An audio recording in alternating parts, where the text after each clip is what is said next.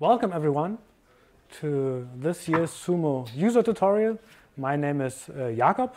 I'm one of the key developers of SUMO, and today I will tell you a few old and new things about things about SUMO, about features and how to implement them, starting with a basic scenario and moving on to more advanced features. So as I said, this tutorial is not the first. It's somewhat of a tradition. Every year at the start of the conference we do a tutorial, and there's something like an unofficial tradition that goes with the tutorial. Every time I put this together, I try to showcase all kinds of new features that no one has seen before, and features that even I haven't really tried out. So as in every year, after putting together the tutorial, there's a bit of a scramble to get some things working that weren't actually working or presentable condition. So on the USB drive that you got, you will find the tutorial slides. You will find data files if you want to follow the tutorial, reproduce it afterwards.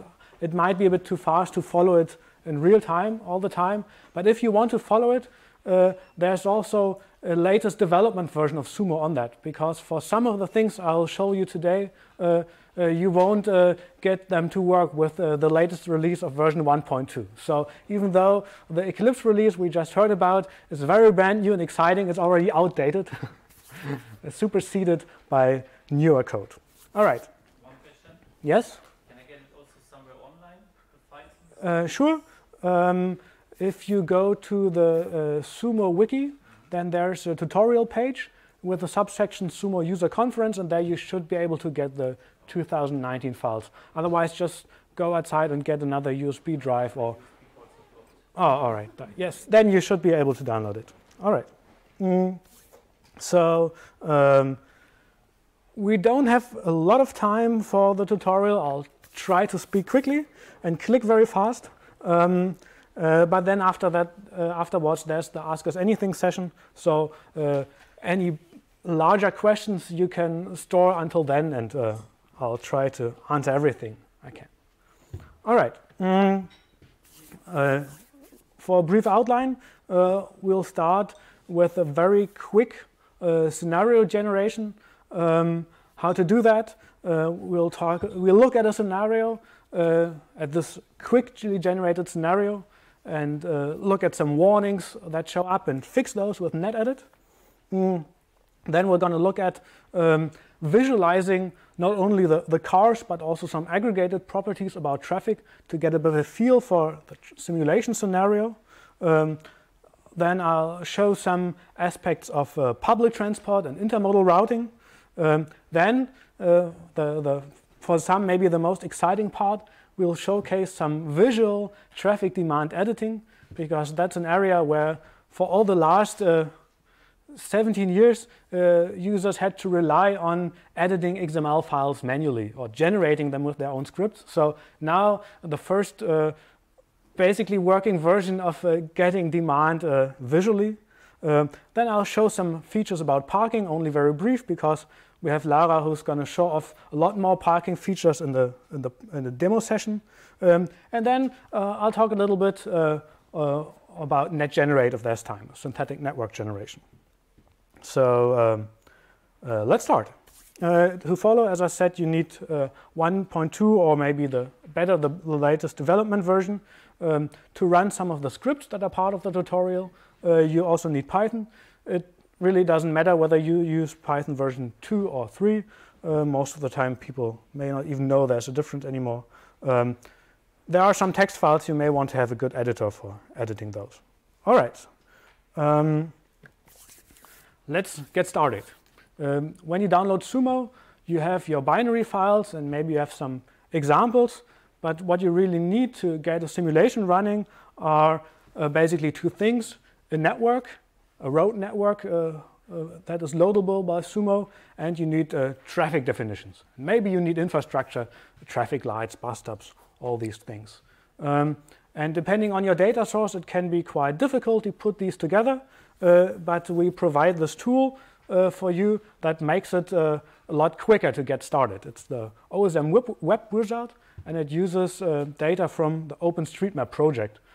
Who here doesn't know about OpenStreetMap? All right, you'll figure it out. Basically, it's the Wikipedia of maps. So there's a little tool. Let's see if it works here in the demo. So if you have your SUMO folder somewhere, then there's a tools subfolder, and there's the OSM web wizard somewhere. If you installed SUMO, then you even have that in your start menu somewhere. So what does this do? If you have an internet connection that's actually working, which I may not have, then it shows you a map where you can pick an area. And then you can also pick some elements of traffic that you want to see, trucks, pedestrians, bicycles, all these things. And let's just continue here. It will look like this. And when you're done selecting all the features of traffic that you want, there's a little generate scenario button. And that's it. It downloads data from OpenStreetMap in the background, processes that data, and gives you a basic simulation scenario. And it even opens up SUMO and runs that scenario for you. What it really generates is a folder with lots of files, all these things that I mentioned, a network, infrastructure, traffic, actually traffic for different modes, so lots of files, and a little configuration for running all that. So I'll show you how that looks. You already also have this folder that would be generated as part of the tutorial files in the folder starting with the number 0. So let's look at that. The folder is called Adlershof Wizard because this is where we are, and this is the area that I picked. So when you run that, you'll have something like this. By the way, apologies for skipping one important note. We will be recording this tutorial, mostly the screen, my audio, so you should be safe, laugh all you want. The only thing that I also forgot is to actually start the recording. So it should be recording right now. So again, welcome to the SUMO tutorial. All right. Now, what do we have here? We have a view of a simulation network. Here's the train running, the train station here, and we are here at the German Aerospace Center. This is where you came in. This round building here, this is where we are at the moment. Again, for my understanding, who is unfamiliar with this type of thing? Who really needs explaining about SUMO GUI? Great. Then I can be a little quicker about this. So let's run this a little bit. Of course, the cars are very small at this level of zoom. What I like to do is make them a little larger. And as you know, there are tons of things that you can do to make the vehicles look differently. Now, the nice thing is, since we're recording this, all the mouse clicks are recorded as well. You can just look at the video and you will know where I clicked. So now we have lots of cars running. That's still a little boring. Let's see how fast they run by just making them a little colored. So let's color the cars according to their speed. That's much nicer. Now we can see the trains. They're blue. They're running really fast. Traffic waiting at intersections is red. We are still not seeing everything there is to see. So let's also make the pedestrians stand out. And now you see this is really an intermodal scenario with lots of pedestrians running around in the streets. And let's add one more bit of information. Let's color them according to what they're doing, according to their mode. So as you can see, most of those pedestrians are now colored green, which means they're walking around. But there are also some that are colored blue, which means they're using public transport. They're riding in a vehicle. And if we zoom in, we can see this here in a, let's say, abstract representation. They are all sitting in the bus. Of course, this is not exactly how they would sit in the bus. We don't model the internals of the bus, but at least you can see how many there are. and which ones they are by clicking on them. So this is one of the new features, by the way, a detailed look at distinct visualization of riding persons. All right, so this is the scenario, and if you look at that from a very high level, then it looks fine. But let's look at the details a little bit. So when we started the simulation, we got some warnings. This warning is really great. You can't even, it doesn't even fit on the whole line. So it talks about an actuated traffic logic with a very, very long ID, and something it's unhappy about missing detectors, has no controlling detectors. And there are other warnings. Some traffic light, actually no, this is all, has no controlling detector, and then there are warnings about bus stops that are too short. All right. Let's understand what's going on here. So basically the simulation works fine. We can even click on these warnings and see, oh, this takes us to a very interesting looking intersection. Well, traffic is flowing across this intersection. It doesn't look too bad. It's very little traffic, actually. There could be a lot more traffic on this intersection, but somehow the simulation is unhappy. All right. What we also see is lots of these strange lines going on here. These are supposed to be the markings for bicycles passing the intersection, but as you can see, they are not in places where you would bicycle markings expect to be. They are all over the place, basically. So, let's then go to the next step of the tutorial and look at that network in detail. All right, so moving on to the next folder, and just to show you how to get to that place. So we had these warnings about the intersection. If I click on that, I'll jump to the intersection, and now I want to look at that very same part of the network in the graphical network editor. So I'm already in the right place, and I press Ctrl-T, or the menu button for OpenNet edit, and this is what I see. And already I notice there are some strange looking bicycle lanes running through this intersection or entering this intersection. I can tell from the color that these are supposed to be for bicycles, also by these little bike symbols, actually. What I think is happening here is that the people that were putting the data into OpenStreetMap, they modeled it in a little strange kind of way. They put some extra edges there where they could have just said this road has a bicycle lane next to it. The OSM data model is quite flexible here. They didn't edit in a way that the network importer can easily deal with, so we get a strange intersection. Let's just get rid of that. So I just delete these superfluous edges, and I did this by, well, you can tell from the recording later, I pressed D for delete mode, and then I just clicked on those things. And then I recompute the network using the F5 key, and whoops, what is that? There are now strange pedestrian crossings. Those were probably generated for these superfluous bicycle edges, so let's just get rid of those as well. The color tells you that they're basically in an invalid state, so it's a good idea to fix them or delete them. All right, so this already looks somewhat better.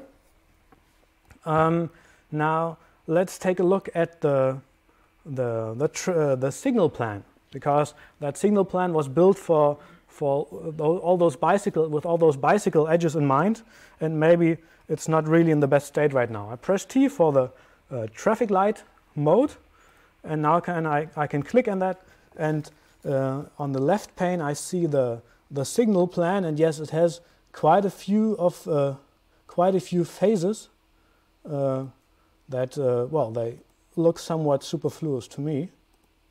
So, for example, there's one phase where most of the pedestrian crossings are active, and there's another one of those, and yes, that just doesn't look right. So the easiest thing to do now is to just regenerate the traffic light because we changed the topology. Now, for those that have been using SUMO for some time and they had to deal with traffic lights, there's always the issue of when do you regenerate, or when should the editor regenerate a traffic light? You changed some connections, maybe you don't want to lose all the work you did on editing. So in the current state, the editor is quite conservative. If you delete stuff, it tries to keep as much from your earlier work as possible, which now leads us to the need to manually regenerate the traffic light, because that was just a bad guess. So we delete the traffic light, and now we have to regenerate this. Maybe I have to explain a little thing first. Those warning messages, they were not just for any kind of traffic light, but they were for an actuated traffic light, which means a traffic light where SUMO adds some detectors automatically, and the traffic light switches according to detections on those detectors. So it's a smart traffic light, not just a fixed cycle, but one that reacts to traffic, which is generally a good idea for those automatically generated scenarios, because the simulation cannot know what traffic you're going to put in there or what random traffic will do. So those actuated traffic lights, they react smartly to any kind of traffic you put in there. And it's not too bad a guess to make those actuated in larger cities, in Germany at least. Upwards of 50% of the intersections have these kind of actuation detectors. So, well, it would be about as bad as making all of them fixed controls. Just the traffic runs better. All right, so what we want to do now is we want to rebuild the traffic light here as an actuated traffic light. So first of all, I go to the inspect mode, button E, click on that intersection and reassign this, reconfigure this as a traffic light.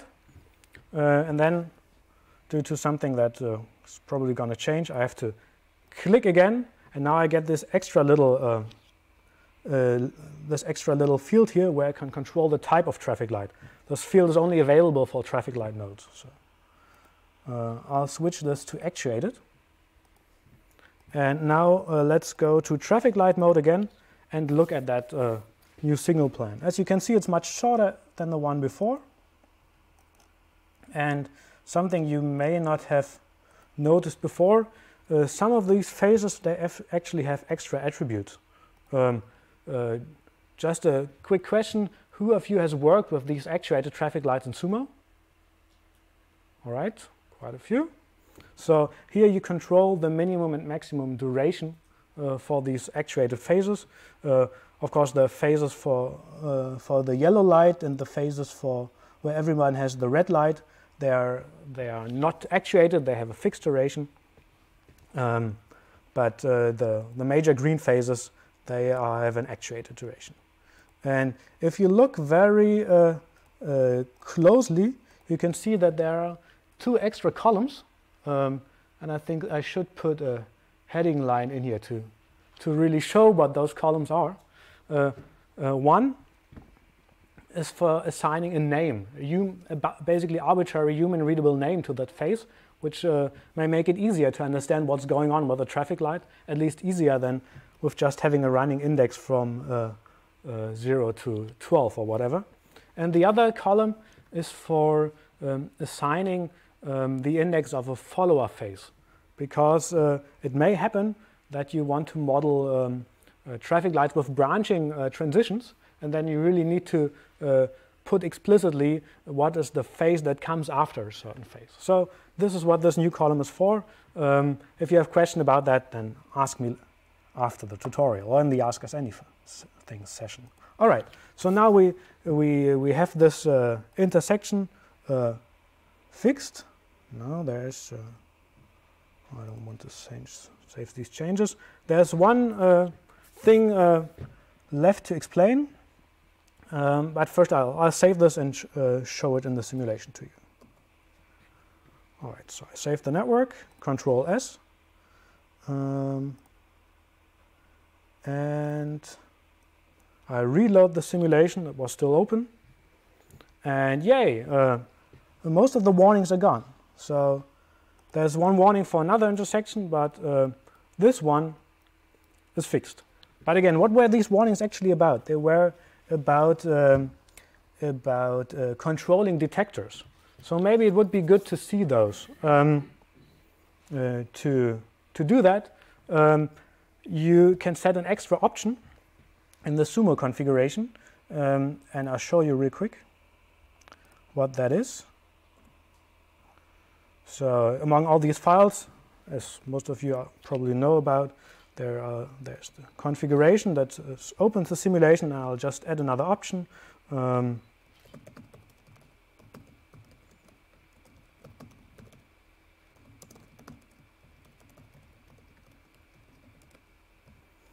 And let's look at that again. And now suddenly we see all these detectors that are actually responsible for controlling the traffic light, and we see one more unfortunate thing. The code that places these detectors, it always puts them on the first lane that's entering the intersection. So if you have, for some reason, very short edges before the intersection, it doesn't work too well. So let's fix that as well, at least for this intersection. So there's a quick fix for this. As you can see in this little line, there's one intersection. We just turned this into a geometry point, and we're good. But now we did something dangerous. We changed the network topology. There's actually one less edge now in the network because we joined those. But since we're using web wizard generated scenario, we can just regenerate the traffic for the scenario. And there's also a little script for that, which is already generated by the web wizard. It regenerates everything, but we are on Windows, unfortunately. On Windows, you cannot just write on top of a file that's still loaded in an application. So we have to close the simulation, rebuild that again. So in case you forgot about that, I also put it in the slides for you. You have to close SUMO GUI to regenerate the traffic. All right.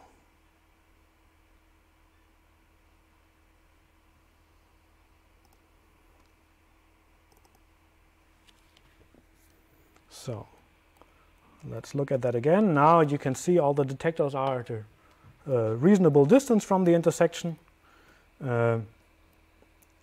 And well, actually, we would have to put in a bit more traffic to really see the effect, because right now all these phases are running at their minimum duration probably, and there is no phase, they are not being made longer due to the logic of the actuated traffic light.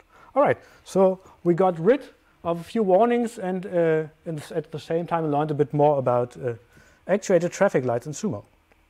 There are some more warnings that are, well, they are similar but different.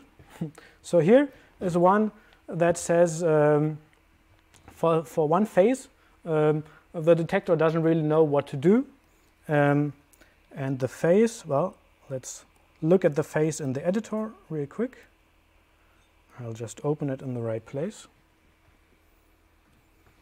It's talking about phase 6.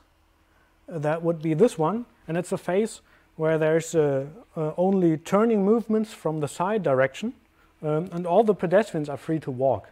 So what could basically happen here is that there's lots of pedestrian traffic, and all these turning cars have to wait.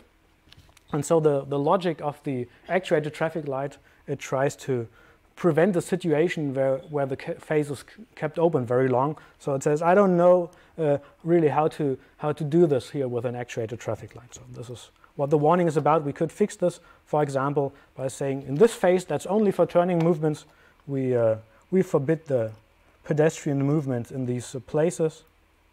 And then of course they have a real green light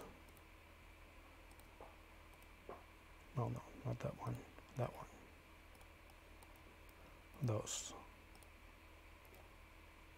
So that would be one way of fixing this.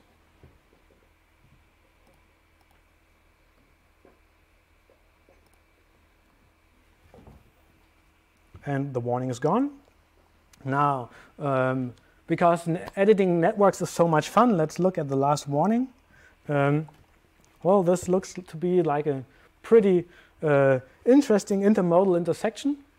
And we're going to fix it by doing something that, well, that needs to be doing for quite a few intersections from OpenStreetMap. And I'll try to explain for those that may have not been faced with the issue.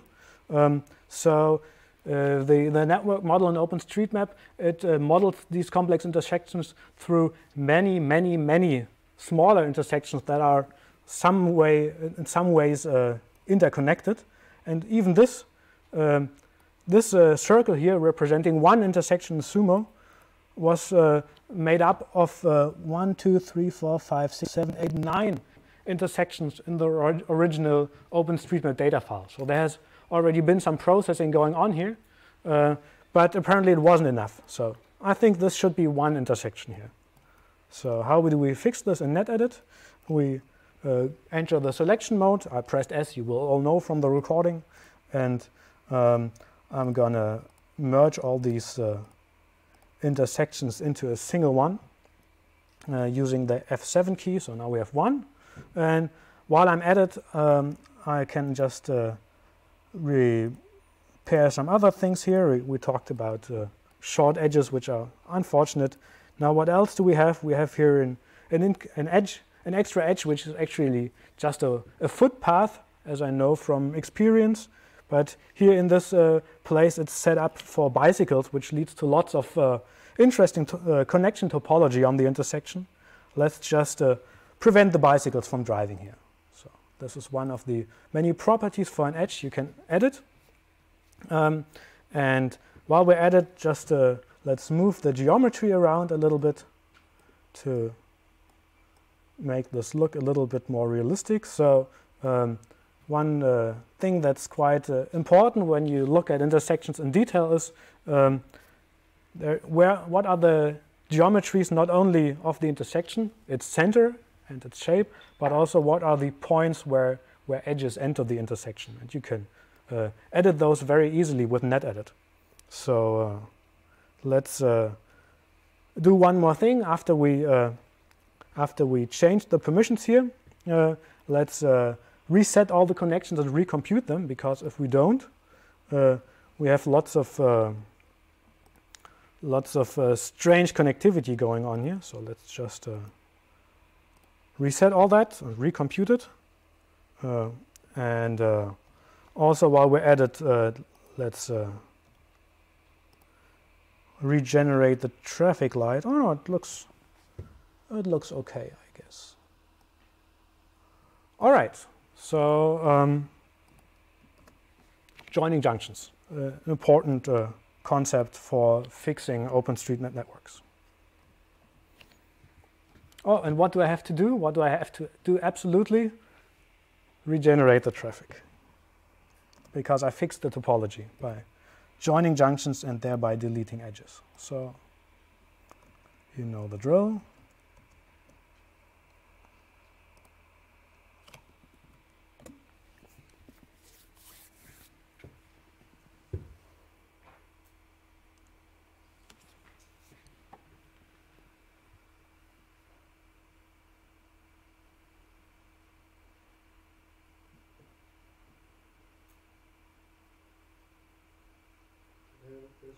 Sure.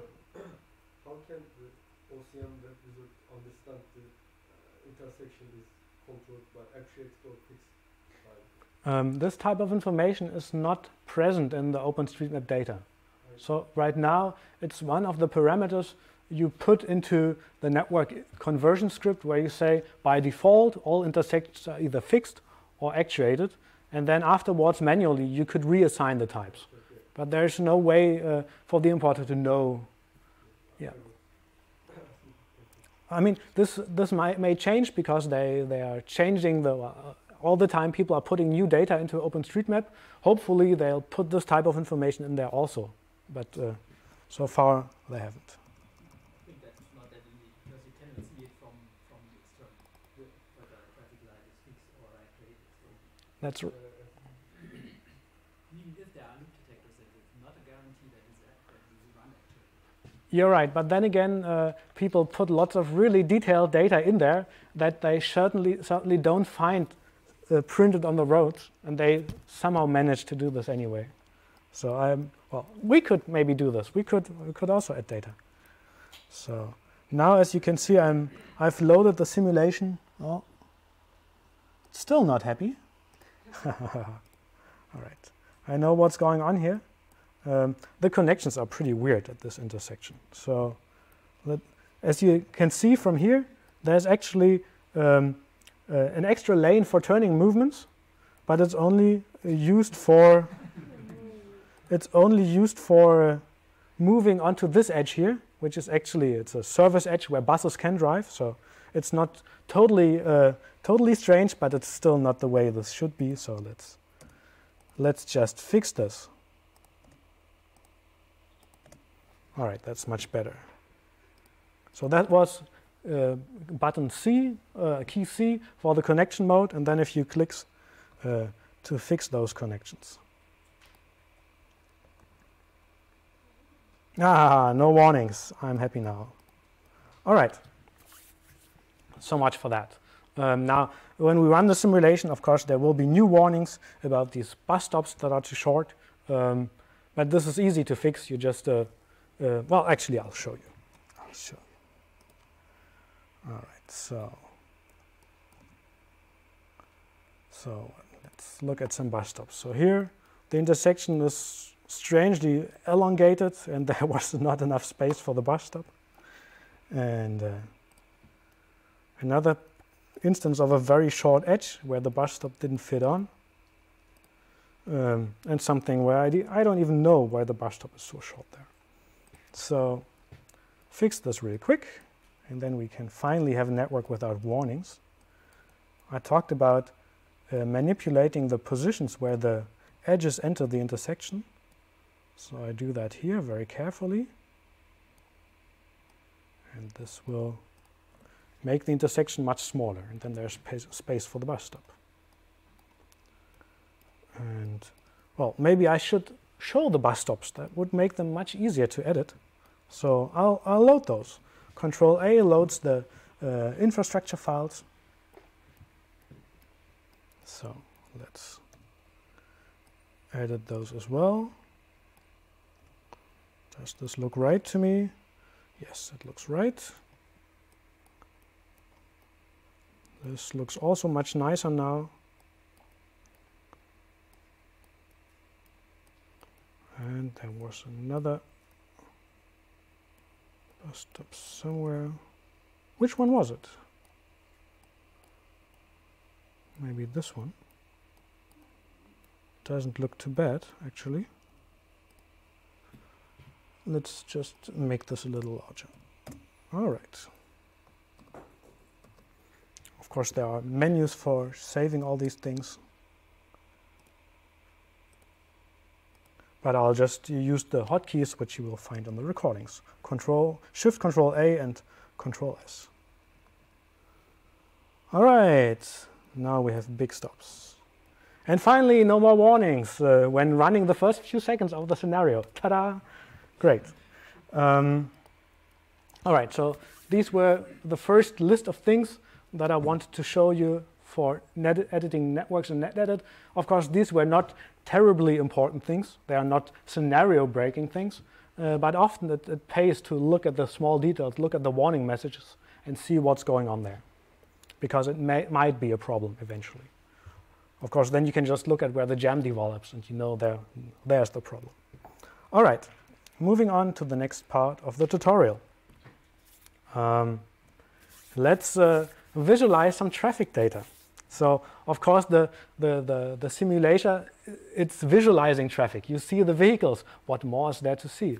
Maybe you want to see some aggregated data. Maybe you want to see where all the vehicles have actually gone. Where did they start? Where did they go?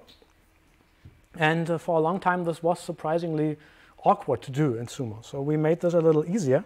Of course, you still need some aggregated output files, but then you can show them in the simulation. So how do we do this? I prepared something for you. So to get certain types of outputs, you still have to change configuration and load some other files that configure outputs. So here in this SUMO configuration, we are not only loading the shapes and the stops, we're also loading this edge data XML file, which basically says, save some data for the edges and save it for all the simulation at once. And as you can see, and as you might not have known, you can now also store data for the pedestrians. This is new here, this detect person definitions. So when we run the simulation, it's going to record these files here. Again, let's look at what those file names were. Here it says to record this in this file edge data underscore vehicles. And when you run the simulation, this is the file that you get, one for vehicles, one for pedestrians. And now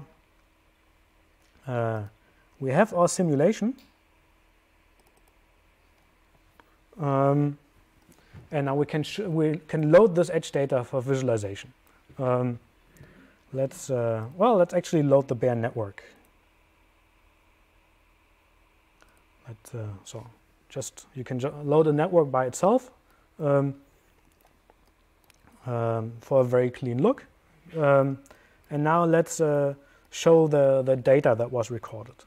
So there's this new menu item here, show the edge data, open edge data, and then it tells you, it actually tells you, probably I started the simulation and then I closed it really quickly and it overwrote the files. So now I have to run it.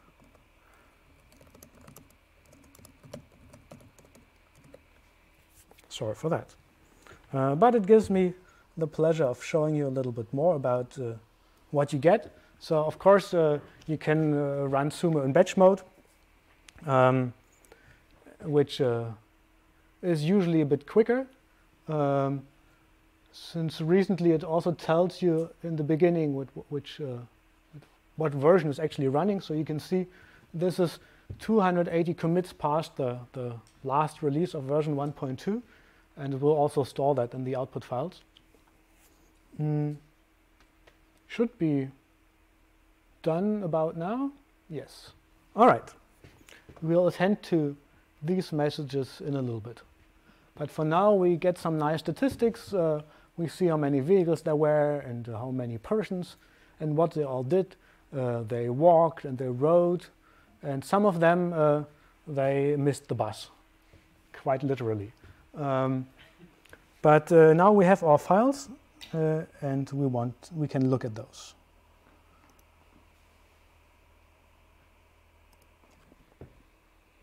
So, of course, everything has a hotkey. This one is Control U.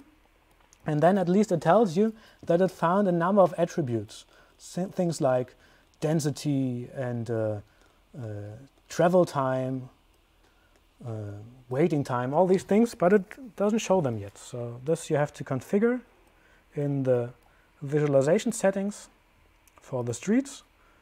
We color them by edge data.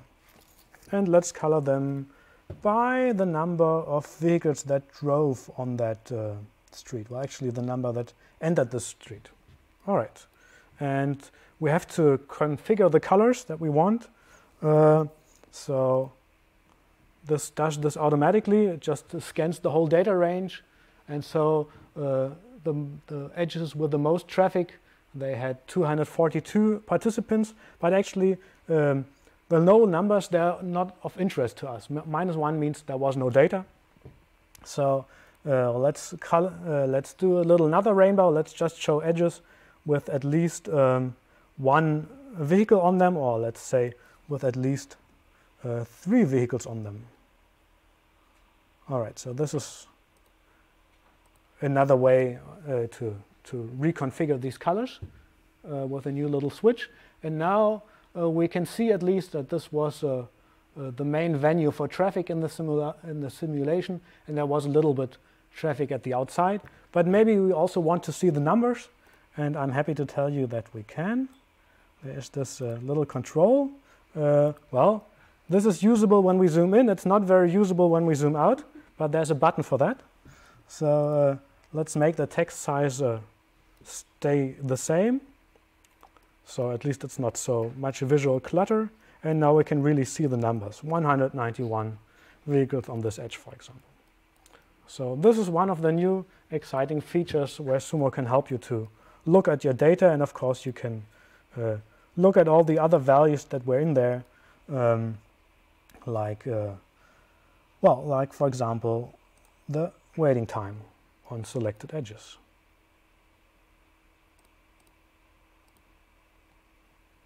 All right. Any questions for that? No. Ask me later.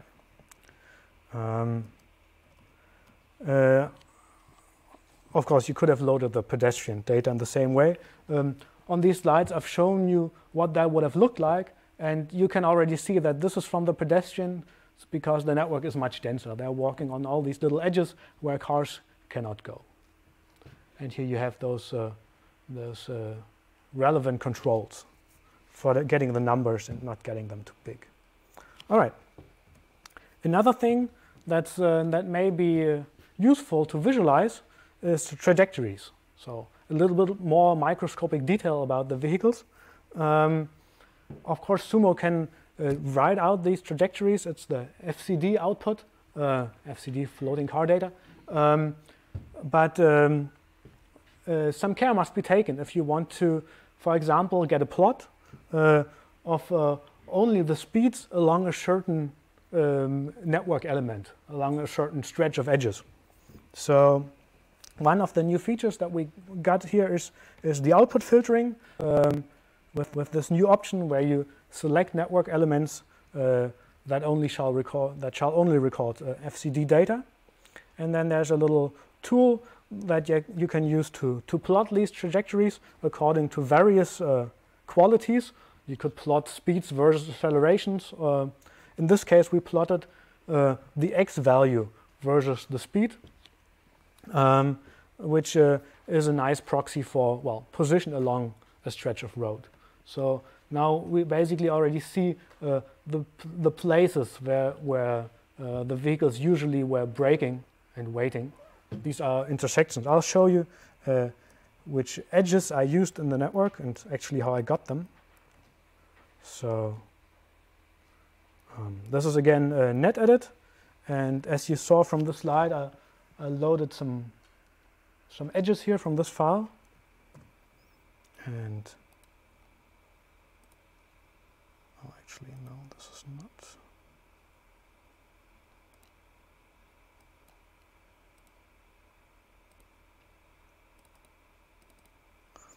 It's those. And how did I get them? Well, by selecting edges in NetEdit using the select mode. For example, like this, and then just saving the selection to a file. So this is easy. Also, if you want to investigate one intersection, you can just select the edges, the relevant edges, and then you get nice plots for that intersection. So this is one of the new little tools to go with all those about 100 other little tools that are not easy to find unless you already have a good idea that there could be something valuable to look for. So the Sumo Tools folder is pretty full, and there are some gems inside. All right. Let's talk about public transport. The scenario that we saw, it already came with public transport. You notice those little persons riding in the buses and actually the trams. And I want to explain how that came about, because the traffic mostly was random, but the public transport, it was data-based.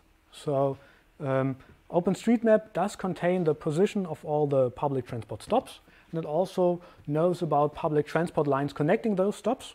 So that's pretty good data already. All that's missing is a schedule that tells you, well, at this time, this stop, and then so many minutes later, the other stop. Well, that's pretty easy to get if you have a simulator. You just let the bus drive in the simulation and record the stopping times. That gives you a very basic schedule. Of course, you still don't know the real starting times, the relative times, or the absolute times when the first line, when this or that line started serving the first stop. So this is something that you have to fix. But if you at least want the lines right and being served by buses, then you can make use, or actually the wizard makes use of this PT lines to flow script in the background and generates a bus schedule. And in version 1.2, it throws all the buses in there, regardless of whether they're lines running by day or lines running by night. But if you use the latest development version, it already figures out that the night lines don't run at the day. So less superfluous buses for you. And then the other nice thing about the public transport facilities are that those persons, they're defined in terms of I want to go, I want to travel from here to there, and there's a little intermodal router in there that determines whether it makes sense to walk or to use a sequence of public transport rides to reach the destination in the fastest way. That all happens automatically in the background. So what you see here is intermodally routed person traffic, partially pedestrian, partially by bus. All right, but as we saw before, some persons missed the bus. What happened there? Well, this public transport scenario was built for 1 hour of traffic, which also meant in these settings the buses only run for 1 hour. So if you miss the bus, it's really gone. There's no bus ever coming to pick you up. So this is one of the real reasons here why this happens. If we reconfigure the demand building script in a way where the buses run half an hour longer, then everybody catches the bus. So this is one possible solution. I can show you really quickly where that is. So there's this build script. Depending on whether you run the wizard on Linux or Windows, you get a batch file with the appropriate quotation marks and etc. So here, at some point, the public transport data from OpenStreetMap is being imported, and there's an end time given. So the scenario runs to second 3600, and in the early version, the public transport also runs to 3600. If you change this number, then it keeps running, and everybody who misses the bus can still catch the next one. So then you can still ask, how do I figure this out? How do I determine what's actually happening in a scenario? And I want to look at this simulation real quick to see how that works. So first of all, let's get an error message. Let's get it real quick. Up here is the simulation delay. If you set that to 0, the simulation runs as fast as possible. And you see all the cars driving. And if you look really closely, you also see the persons walking and riding in buses. Very nice. And also riding in the trams.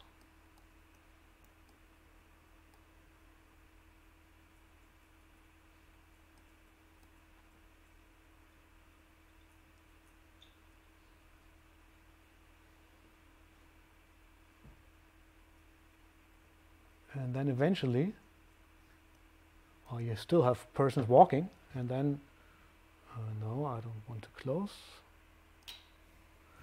I have these warning messages here. A person aborted waiting at a bus stop.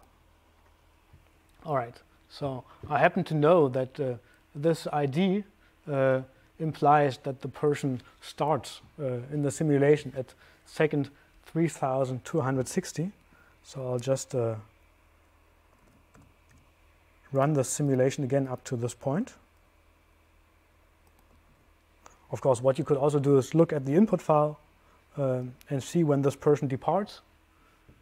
I'll show you how to do this while the simulation runs. So there's the pedestrian routes, and let's just search for ID.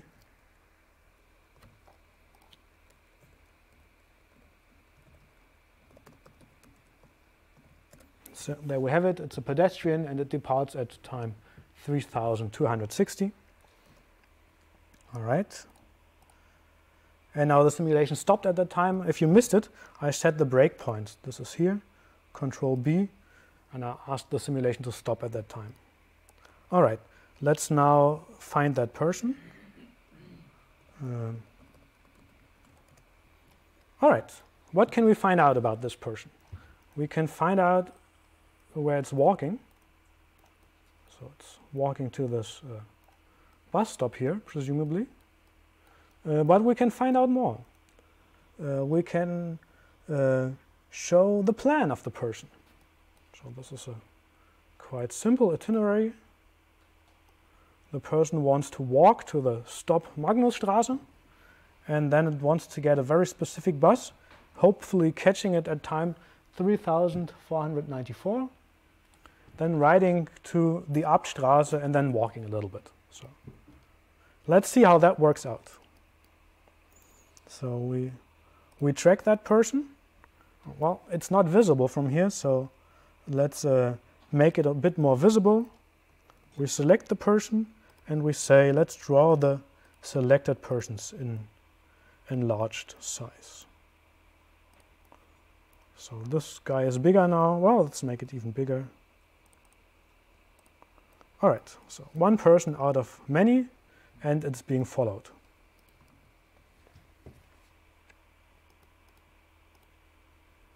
So, well, that doesn't look too bad. But look, here's already the bus coming. And there's a... Oh, just missed the bus. Don't you hate it when that happens? So why does it happen here? It happens because in SUMO, the persons have their speeds set according to a distribution of speeds. They are all not walking like robots at the same speed, but actually at the start of the simulation, for everybody, there's a random number that tells them you are a quick walker, you are a slow walker. At the time that those schedules were computed, that random number wasn't yet available. It was the schedule was built by another application. So basically, this guy is a very slow walker with a speed factor of 0.08, and so it's just a bit too slow to catch the bus. And there's one other way to fix this. This is why I'm telling you about this. We could also load those person trips directly in the simulation, and then the person would know I'm a slow person, I cannot catch this bus, or maybe I catch another one. Unfortunately, this is one of the things that should have been working all the time, but it is only working in the development version, because even in the simulation that special number was being ignored until quite recently. So, but if you have the development version, you can use the public transport that only runs 1 hour, and only very few people will actually miss the bus because they're really unlucky waiting at traffic lights. Well, and I guess that isn't too unrealistic. People do really miss the bus occasionally. All right, so that's what I wanted to tell you about public transport data. Now on to the next exciting part, public transport editing. I actually opened up a traffic file for you, and most of you know how tedious that would be to edit. It's several megabytes of very detailed things. You need to put the edges in there and the stops and all that stuff. It's really hard to do this without extra tooling. Well, it's still hard even with tooling if you have to do it manually, but at least for small examples you can. So let's show how that works.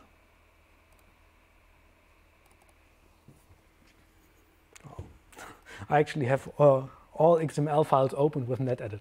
So that just goes to show what I typically do. All right, so as you can see, there's a new super mode, a new big button for editing demand in NetEdit. And it gives you lots of new tools here in the toolbar. And one of them is for creating a new route. R, press R for routes. And there you could click them as a list of consecutive edges, which would be still pretty tedious. So let's not do that. Let's use non-consecutive edges. And let's just define a route from here to there. Yay! So that's the fastest route according to the assumptions taken here. You could also place intermediate points in the boot, just join them all together. So I press enter, and now we have this nice route. Wasn't that easy? All right, while we're at it, let's also define a new vehicle type. That's the type mode. So I can create new types or copy existing types, and then define a new name for them and set all kinds of parameters, and then set even more parameters because there are lots of parameters for types. And then let's create a flow. For this, I press the V button for vehicles, and I select type flow, and then I have to click on this route. And there I have it. Let's set some parameters. Let's say we color this differently. That makes it instantly recognizable. And we want 300 vehicles per hour. Actually, why did this change the color? Well, to be fair, all this demand editing, this is one of the things that were partially done after the release of version 1.2 and in the frantic weeks when putting together this tutorial. So a lot of this stuff is still bleeding edge, and there are patches to come and also features to come. So, oh, the color was somehow changed. Well, you will notice it's demand editing is still a bit rough around the edges, but with more users and more feedback, it can only grow better. All right, let's save that.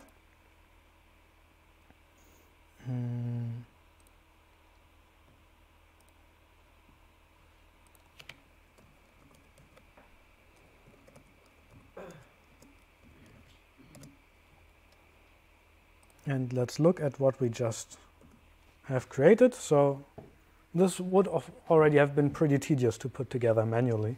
The route, the type, and the flow. Now to use this in the simulation, of course, we have to change the configuration file so that a new file is being used.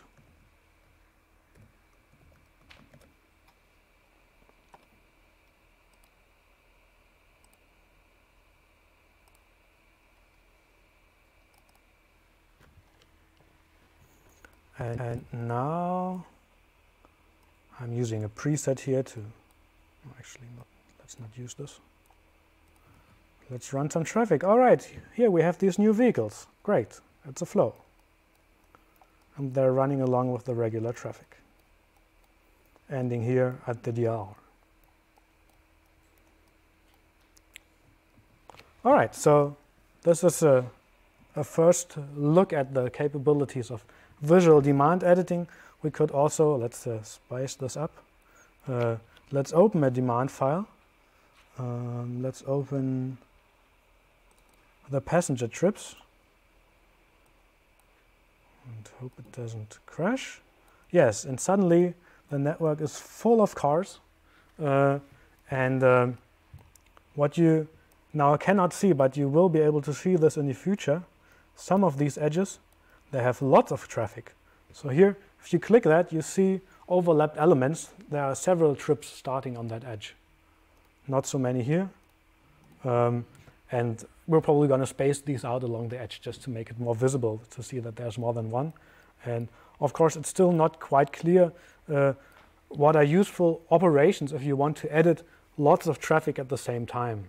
So if you, for example, if you want to shift traffic from one area of the network to another area, maybe it would be better to aggregate them. Let's say to define traffic zones and then reassign this individual traffic back to the zones and just change the numbers between the zones. We're still thinking about how best to support the user in that. All right, so much for demand editing. Can this be used to fix the public transport routes and the bus stop? Yes, it does already support stops. We'll look at that in the next part. But I don't think it's still where we want it, because public transport editing, that's let's say a special case. You really want to look at a sequence of stops and see how the times align. And here you can click on the stop elements, but it's not a, for example, it's not a nice tabular layout for that. So I think we need more tooling. Yes. Is there a pedestrian flow visual demand editing for pedestrians? I was coming to that. So what remains to be done for the demand editing? There are quite a number of bugs that need fixing. We had to change quite a bit about the architecture of the network editor to accommodate the new node, a new mode, or even changes that go down to the level of how do we render objects, because suddenly we have these big objects, routes that maybe span the whole network, and we don't want to render all of that all the time, or it gets slow. So we had to do quite some deep changes, and this makes it hard to move quickly, because we need to be careful to not break too much stuff. So we need a lot of bug fixing still. We need to have better ways of dealing with overlapping objects in the editor, and we need to find good ways to edit big data sets in a way where they stay manageable. And there is also one important feature still missing. You cannot at this time edit persons graphically. Persons are a bit more complex than vehicles because they have one more elemental layer. They have these plans with different items, and then these plans again have their attributes. So the new thing, the person flow, that's already working, you still have to create it manually. But at least now we have a person flow. So I'm quite happy about that. For about 5 or 6 years, we wanted to have this, and we... Some Python code for pedestrians. Yes. A workaround for something that should have been there from the beginning, actually. But yes. So you can get person flows. This is... Let's show a person flow. So this is how the code looks like. Here it just defines a trip very abstractly from one edge to another, and the allowed modes are implicitly walking and optionally public transport. This is from the DLR to the train station. And when you look at that, you will see that some of the persons in the flow will actually use the bus and others will use the tram according to their time of departure. So they are not forced to all do the same thing. So the flow should be pretty obvious. And they're all queued here at the bus stop. And some of them take the bus. And some of them will take the tram when it comes. In order to make the scenario visually more interesting, I doubled the service rate of the buses and trams. So there's not so much bus traffic actually going on. Oh, that was the tram. You saw it. All right, so this is the person flow. Have fun. All right, next step, a look at parking. This topic is very dear to some of the participants, and there have been also some contributions in that regard. So let's take a look at how to model parking.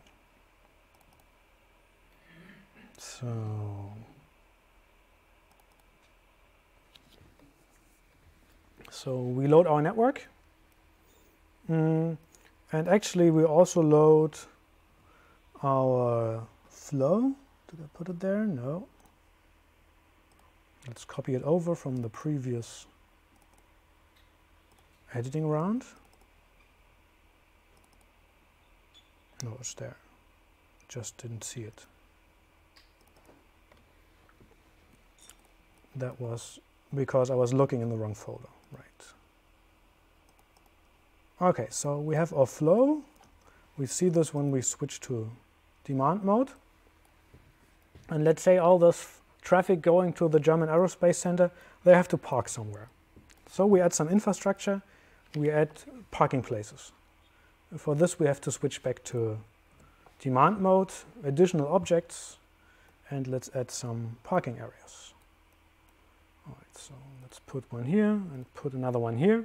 If you look at the satellite picture, there will actually be people parking at that part. And if you look closely, you will notice that the people parking on this side, they will actually park on the road. And in Sumo, you can now model this by switching the definition around. And let's do a bit more careful placement. So it should start 10 meters in front of the intersection and maybe 50 meters at the end. So no, that's more like this, or maybe even like this. Right, and the other one is really big. Let's see. So negative numbers go from the end of the edge. So now we have two parking zones. I'll give them other IDs to make this more readable. And one more thing we have to define, the roadside capacity. How many cars can actually park there? So I set this here to 3. And this, well, I was thinking of a stand-in to a large parking zone that's located here. I could add all these parking spaces. Actually, I'll show you how to do that. But I don't want to add all of them. So I could place lots of spaces here. It shouldn't be necessary to click again. Have to make a note of that. Anyway, you could model this in detail. You could even change the angle of these parking spaces, even though they're just for visualization. But I'm not going to bother with that. I'll say also here they're spacing for 100 vehicles. All right. And I save that.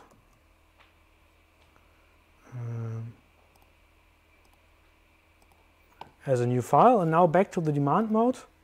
I want this flow to stop at this parking area. So I go to the stop mode. And now I click.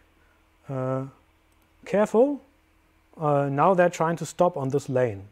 I don't want that. I want them to stop at this element. So I have to select a stop at a parking area. And now they can stop here. And that's already looking pretty good.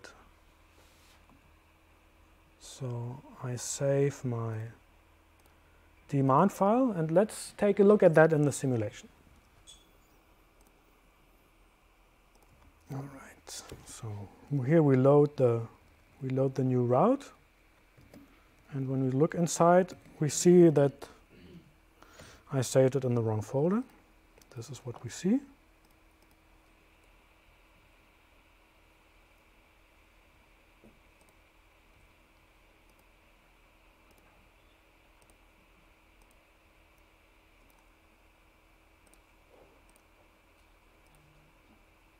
Nope. Curses. This is why. I saved the stop as part of the route definition. No. I shouldn't have done that. So again, the stop, it requires clicking on the object or selecting it from a list. So I should have clicked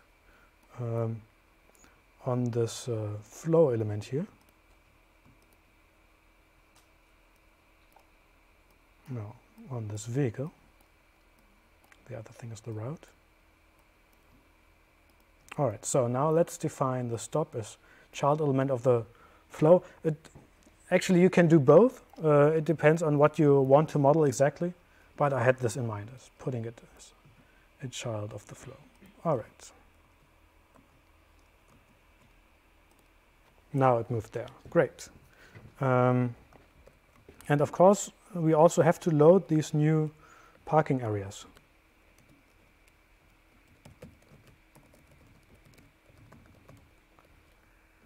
Maybe we'll have a wizard to build these configuration files eventually, but maybe we don't need it after all.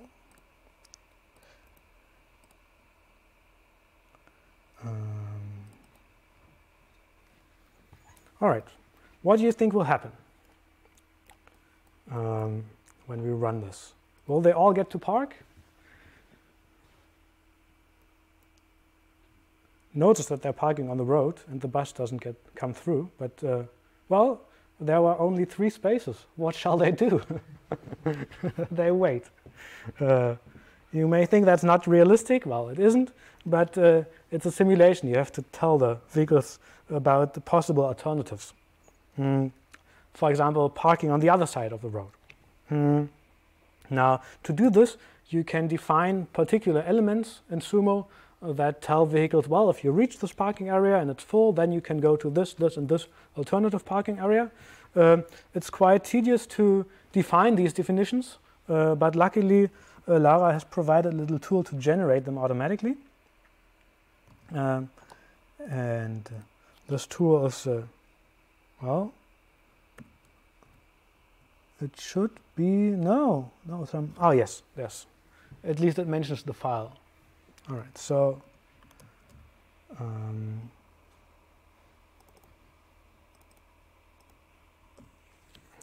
this is because even the tool needs quite a few of options. This is why I put the call to the tool in an extra file. So it's a tool for using the tool. It generates these infrastructure elements that explain how to reroute to another parking area. And obviously, it requires the definition of the parking areas and the network file, and then something about how many alternatives shall there be, and at what distance, and is the status, the level of, or the number of free parking places visible at these alternatives, or do they have to guess and think, well, I could drive there, there might be places. So these are all things that can be controlled with options. And when you run this script, then you get this little file. Well, in this case, it's not too big. You could have written that by hand, but if you have a bigger scenario, then you certainly don't want to write that out by hand. So basically what it tells you is when the vehicles reach a certain edge, the edge of the parking area, and they notice that the parking area is full, then they will reroute to the other parking area. So let's look at that in the simulation.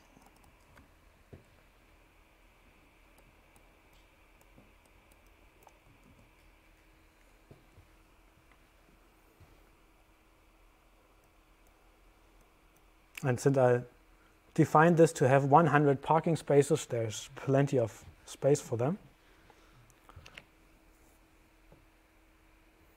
Well, and so basically all managed to park. It's not really fair because this parking area is for DLR employees only. So if you had all come by car, you still couldn't have parked there by the hundreds. Artistic freedom, I guess. All right. So this was a very brief look at parking, and of course you can do this to model vehicles that circle around the block, around the block, around the block to eventually find a parking area or not, if you configure the visibility options in a way where they really have to make a guess at where to go next. And also this has effects on persons riding in these cars, because maybe the persons want to go somewhere, and if you park somewhere else, well, then they also have to change the way they walk, and where do they get back, where do they pick up the car. So there are several implications.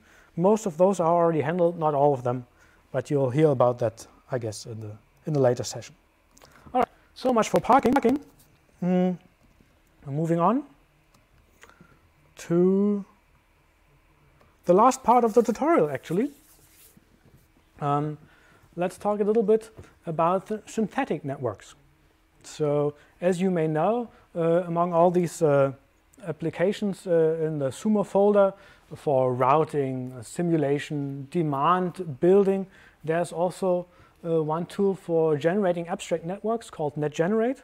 And there are, since the inception of this tool, there have been three basic types of network that you can build with that. Grid networks, spider networks, and random networks. Of course, there are tons of parameters you can use to tweak these networks. The grid size, they don't have to be even lengths, so you can make them rectangular. The number of spokes in the spider, and lots of attributes for the random networks. But within the last year, some new options were added to get even nicer get even nicer synthetic networks. So one thing that was added was the ability for adding turning lanes automatically to these, actually to all networks. And there's even some code that makes the lanes line up nicely, which is otherwise pretty hard to get right. And in this option, there was also some randomness added, so you can see not all of these roads have the same number of lanes. And if you want to test, let's say, traffic light algorithms or other kinds of algorithms or disposition maybe, where you can work with random networks or synthetic networks, that really helps you to get a bigger range of traffic scenarios. And another thing that you can use to generate really nice looking networks is the new random grid mode. So it's a hybrid of grid network and random network, because random networks, well, they have very little structure. They don't look too much like roads. Sometimes it doesn't matter, but visually they're not very pleasing. But here the random grid mode, I think it captures rather nicely certain geometric properties of road networks. And then there are also some options to perturb the coordinates even further. So you can have some ups and downs in the network, even in the Z level, but also to get this get slight offsets from a regular grid. So I'm sure there are more sophisticated tools for generating road networks, but you can get already pretty far with the tooling that's already there with NetGenerate, and I invite you to try that out. All right. These are all the things I wanted to tell you today. Coming up next is the Ask Us Anything session, so all the questions that you cannot address now, you can ask later.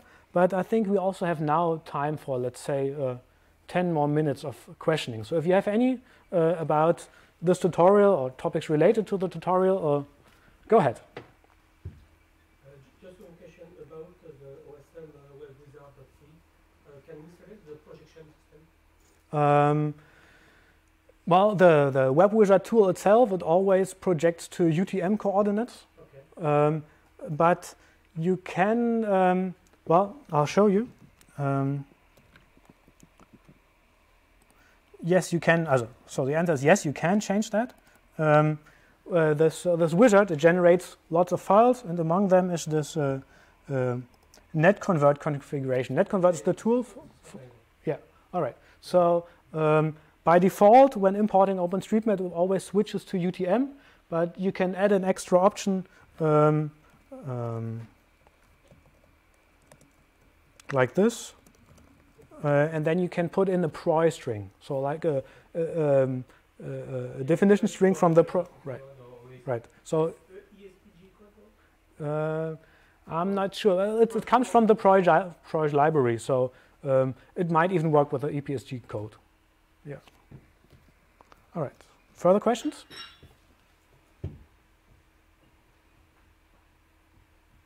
Well, that surprises me.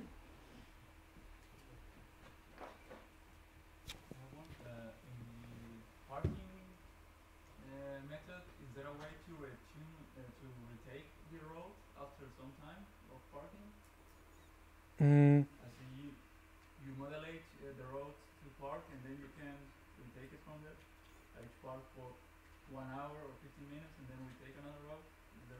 Yeah, sure. The stop doesn't have to be the last element in the route. It can you can stop in between and then go somewhere else. So definitely.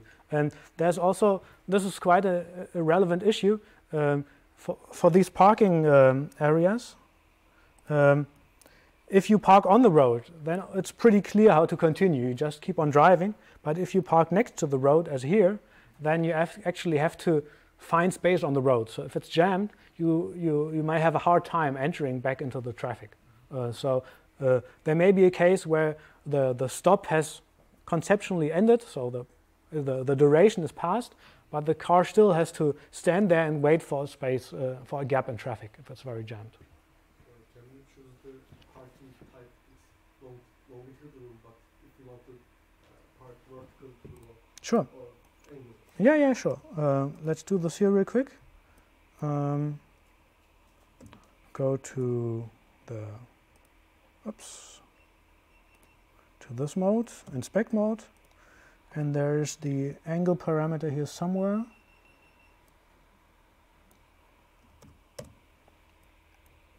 And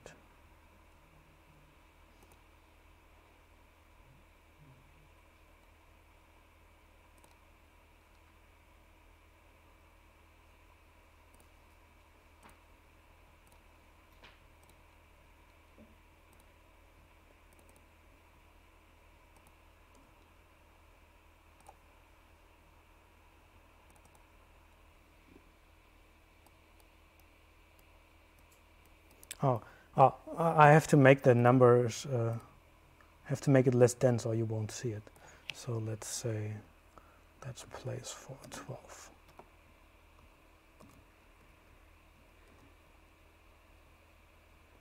So it's still a bit too dense, but you get the idea.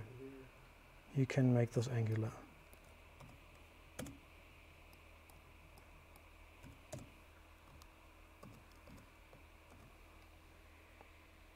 Like this.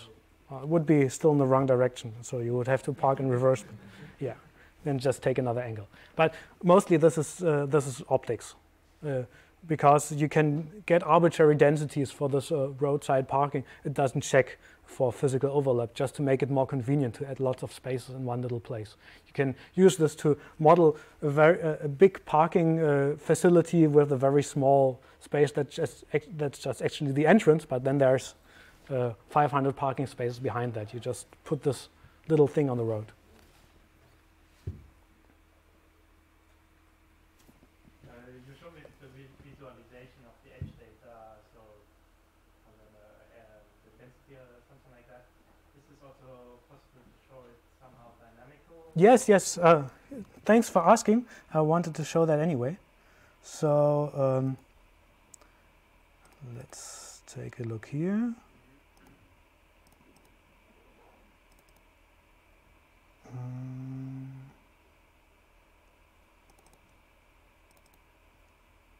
So you have to save edge data in a dynamic way. By default, the first definition I showed you, it just saves the data aggregated over the whole simulation. But if you aggregate it with a different frequency, let's say 15-minute intervals, then you get a time-resolved edge data. And when you load that into the simulation, you can show these time-varying values. I'll just regenerate this real quick. Or maybe it's, let's see. It looks like, no, it's not okay. That doesn't end the tag, so I'll just rerun this.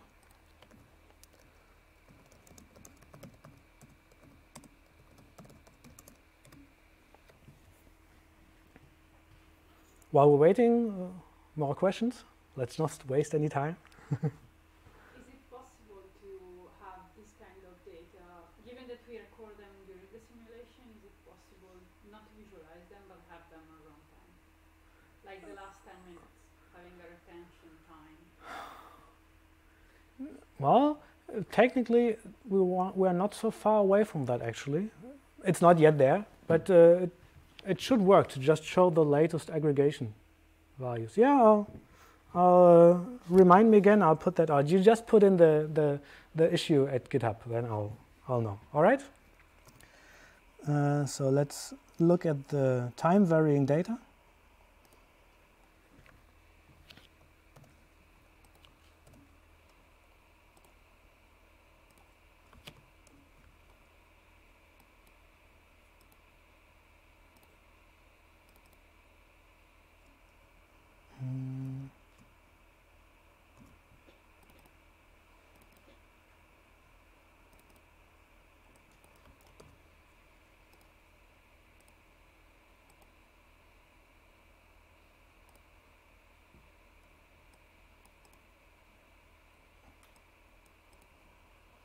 No, it didn't load the data. What's wrong here? Oh, I think there were other... yeah, it was another application still open that had the lock on the file. So that's why it didn't work.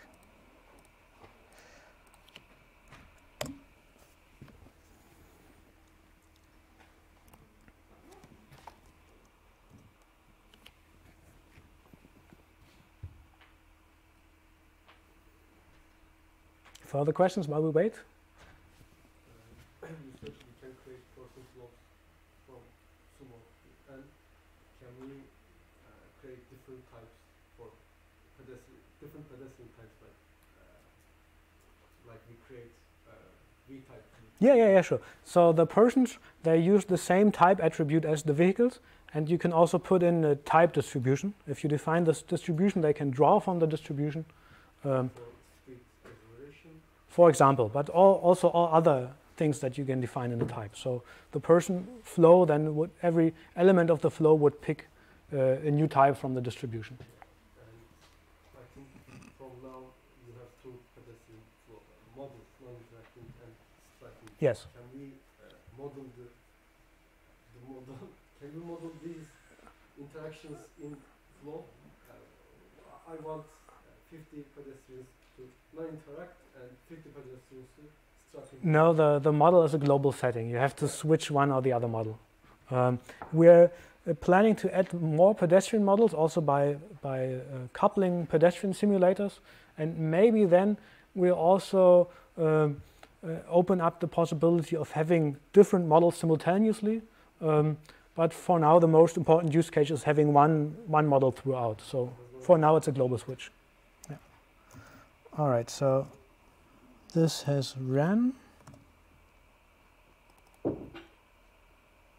And now we can look at the time varying data, let's say, of the density.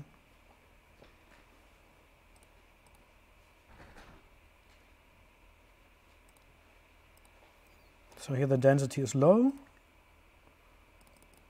And now we just run the simulation, and if you look carefully, you see the values changing over time according to the time values that were stored. All right. One more question? Just is it possible with NetEdit to add the Z values so from OSM or wherever? Sure. So let's take a look at that here. So there are several ways you can do this. For example, for intersections, you can just set the set level explicitly. But there's also a feature in the move mode. You can switch this to elevation. It will start with showing you the elevation values, and then, well, actually, you can move geometry points up and down. I'll switch the coloring to make this more understandable. So let's say I color this by the inclination. And now you see I moved the point of one geometry, and it changes the angles at that point. So this is one way of adding elevation, but typically for larger scenarios you want to load the elevation data from someplace else. But for small scenarios, well, you can edit it this way. And of course you have access to these values numerically as well. I mean, there are these Z coordinates right here, so you can add them to every geometry point if you care about exact numbers. But it will be also considered when doing the simulation? So, for example, see what the people that they need more time. Well, yes and no. Yes, it is taken into consideration because the distance is actually longer if you have to go horizontally and upwards. But there's yet no model that says they walk proportionally slower because it's up the stairs or something. So what you could do, of course, is chop the edge into bits and set a different maximum speed there. But I guess what we really need is a better pedestrian model that takes such things as inclination into account. Is it the same for vehicles, isn't it? So vehicles don't take into account slopes? Yes and no. It's the same answer as before, because there's one model, Kraus PS, where the slope actually factors into the acceleration, but the default model ignores slope. Yeah. And also the other thing, the other model, the Kraus PS model, it does have artifacts because it does not consider that the acceleration that a vehicle allows depends also on the speed. So if the road is very steep, then the vehicle won't start. Whereas in reality, it has a lot of power in a low gear, and it would start eventually. So it would just drive up the steep slope in a low gear, and this is not considered in this Kraus PS model, which tells you something. It tells you that we haven't done a lot of detailed simulation of mountainous areas, or we would have cared about these things. Yes. Well. You showed the floating car data before. Do we have now the lateral acceleration or not? Surprisingly, you're not the first person to ask me this today. It will be put into the pretty much next commit. Yes. Well, I'll say let's give a little bit of a break, and then in the next session you can address all the other questions that you have. Thank you very much for your attention.